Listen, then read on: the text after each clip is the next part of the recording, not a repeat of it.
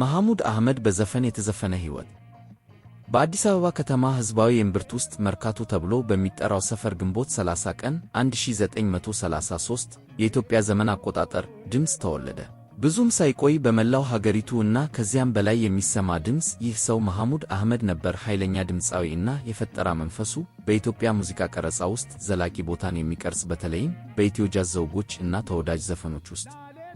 በጉራጌ ክልል ውስጥ ስር በሰደደ ቤተሰብ ውስጥ የተወለደ ወጣት መሐሙድ የልጅነት ዕድሜው መጠነኛ ሁኔታዎች ነበሩት። በከተማው ውስጥ እንዳሉት እንደሌሎች ሕፃናት ሁሉ እንጀራ፣ የኢትዮጵያን ባህላዊ ጠፍጣፋ ዳቦ በመሸጥ እና በተጨናነቁ ጎዳናዎች ላይ ጫማዎችን በትጋት እያበራ ለቤተሰቡ መተዳደሪያ አበርክቷል። ሆኖም በዕለት ተዕለት ሥራው መካከል የአየር ሞገዶችን ሞልተው ከአካባቢው ክለቦች በሚወጡት ዜማዎች ወጣት ጆሮዎቹ ተማርከው ነበር። ወጣቱ መሐሙድ ከኢትዮጵያ ሬዲዮ ሲያስተጋባ የሰማው ሙዚቃ ፍጹም ፊደል ቆጥሮ ነበር ተብሏል። አባቱ በአዲስ አበባ የግሪክ ንብረት በሆነው ኦሎምፒያኮስ ክለብ ውስጥ የእጅ ሠራተኛ ሆኖ ሲሠራ መሐሙድ በልጅነቱ ብዙ ጊዜ ይረዳው ነበር። መደበኛ ትምህርት ለእሱ ብዙም ትኩረት አልሰጠውም እና በወጣትነቱ ጊዜ የተለያዩ ያልተለመዱ ሥራዎችን ሲሠራ አገኘው። እንጀራ ከመሸጥ እስከ ጫማ ልጅ እና ሌላው ቀርቶ የምሽት ክበብ ተጫዋች። እነዚህ ልምምዶች ትሑት ቢሆኑም በከተማው እየጎለበተ ባለው የሙዚቃ ትዕይንት ላይ አደረጉ።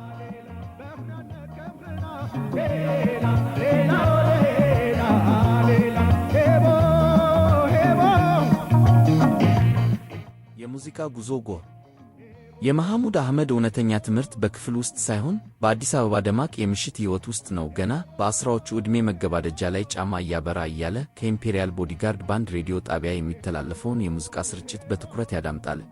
በ1954 ወይም በ1955 አካባቢ ገና በ18 እና በ19 ዓመታቸው ዕድሉን አንኳኳ። የተከበረው ኢምፔሪያል ቦዲጋርድ ባንድ ትርኢቶቻቸውን በሚይዝበት ታዋቂ የምሽት ቦታ በአሪዞና ክለብ የዕቃ ማጠቢያ እና የእጅ ባለሙያነት ሥራ አገኘ። አንድ አስደሳች ምሽት የባንዱ መደበኛ ዘፋኝ በማይኖርበት ጊዜ የመሐሙድ የዕድሜ ልክ ፍላጎት ከፍ አለ። ከባንዱ ጋር ዘፈን የመዝፈን ዕድል እንዲሰጠው አጥብቆ መማጸኑ ይታወሳል። ለደስታው አፈጻጸሙ በአድናቆት ጭብጨባ ገጠመው። የድምፁ ጥሬ ኃይልና ልዩ የሆነ ባለብዙ ኦክታቭ ክልል ባንድ መሪዎች ላይ ዘላቂ ስሜትን ጥሏል። ብዙም ሳይቆይ የሙሉ ጊዜ መሪ ዘፋኝ ቦታ ተሰጠው። በ1950ዎቹ መጀመሪያ ላይ የኢምፔሪያል ጠባቂ ባንድ ድምፅ በመሆን ለ10 ዓመታት ያህል ሲኖረው የነበረው ሚና ይህ የፕሮፌሽናል ሥራው እውነተኛ ጅምር ነበር።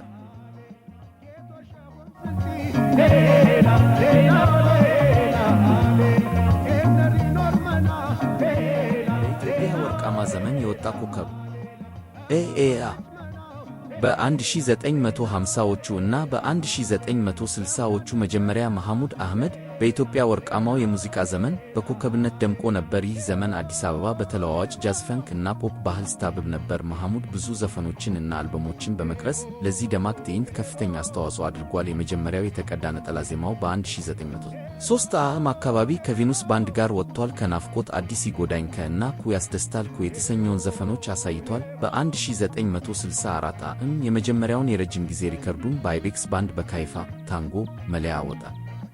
መሐሙድ ቀደምት ቀረጻዎቹ ላይ ብዙ ጊዜ ድምፁን ለባህላዊ የኢትዮጵያውያን ዜማዎች ሽፋን ይሰጣል። ተጫዋች ቅጽል ስሙ ፍራሽ አዳሽ፣ ትርጉሙም ከፍራሽ አዳሽ የሚል ስያሜ አግኝቶለታል። ነገር ግን ልዩ በሆነው የድምፅ አሰጣጡ እና የቀረጻዎቹ ጥራት እያደገ መምጣቱ በ1960ዎቹ የደርግ ወታደራዊ መንግሥት በ1966 ስልጣን ላይ በወጣበት ወቅት የኢትዮጵያ ሙዚቃ መልክዓ ምድሩ በአስደናቂ ሁኔታ ተለወጠ። የምሽት ክለቦች ተዘግተዋል እና የሙዚቃ አገላለጽ የሳንሱር ቁጥጥር ጨምሯል። የቪኒል መዛግብት መለቀቅ ብዙ ጊዜ ቆሟል። ብዙ ሙዚቀኞች ወደ ካሴት እንዲቀይሩ አድርጓቸዋል። እነዚህ ገደቦች ቢኖሩም መሐሙድ አህመድ በሚያስደንቅ ሁኔታ ውጤታማ ሆነው ቀጥለዋል። በ1960ዎቹ እና 1970ዎቹ በሙሉ ተወዳጅ ዘፈኖችን ፈጠረ። እንደ አምሃ እና ካይፋ ያሉ ታዋቂ የኢትዮጵያ መለያዎችን ቀርጿል። እንደ ዳህላክ እና አይቤክስ ባንዶች ከታዋቂ ባንዶች ጋር ተባብሮ እንዲሁም ብቸኛ የካሴት ቀረጻዎችን ለቋል። ብዙ ጊዜ ራሱን እንደ ክራር፣ የሊር አይነት ጊታር ወይም ማንዶሊን ባሉ ባህላዊ የሙዚቃ መሳሪያዎች ራሱን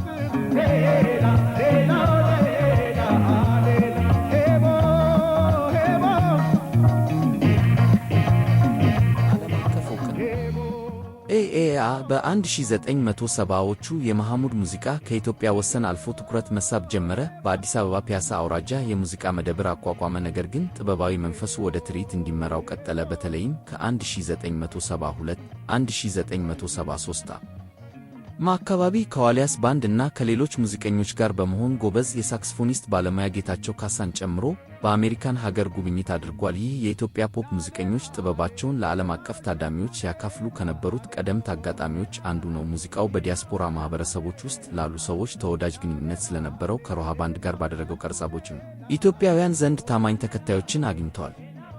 ለዓለም አቀፍ ታዋቂነት ጉዞው ወሳኝ ወቅት በ1978 አካባቢ ደረሰ። የቤልጂየም መለያ ክራም ዲስኮች በ1960ዎቹ ኤችኬኤፍ ወፕስ ላይ ያደረጋቸውን ማራኪ ቅጂዎች የተቀናበረውን ኤሬ ሜላሜላን ለቋል። ኢትዮጵያ የረሃብና የፖለቲካ አለመረጋጋት ፈተና ውስጥ በገባችበት በዚህ ወቅት የኤሬ ሜላ ሞቅ ያለና ዜማ ድምጾች የርዕስ ዱካና እንደ ኬተዘታኪ ያሉ አነቃቂ ዘፈኖችን የያዘው የዓለም ሙዚቃ አድናቂዎችን በጥልቅ አስተጋባ። ይህ ልቀት መሐሙድ አህመድን ወደ ዓለም አቀፋዊ መድረክ እንዲመራ አድርጎታል። ይህም በመላው አውሮፓ እና አሜሪካ ሰፊ ተወዳጅነትን እና ትርኢቶችን አስገኝቷል። በ1980ዎቹ መገባደጃ ላይ ሙዚቃው በኢትዮፒክ ሲዲ ተከታታይ ቡዳሙስ ውስጥ ጎልቶ ታይቷል። ይህም ዓለም አቀፍ አድናቆትን የበለጠ አጠናክሮታል። እንደ ቦስተን ኤይተር ኦርኬስትራ እና የጃፓን ባዱሜ ባንድ ካሉ ዓለም አቀፍ ቡድኖች ጋር ለመተባበር እና ለመጎብኘት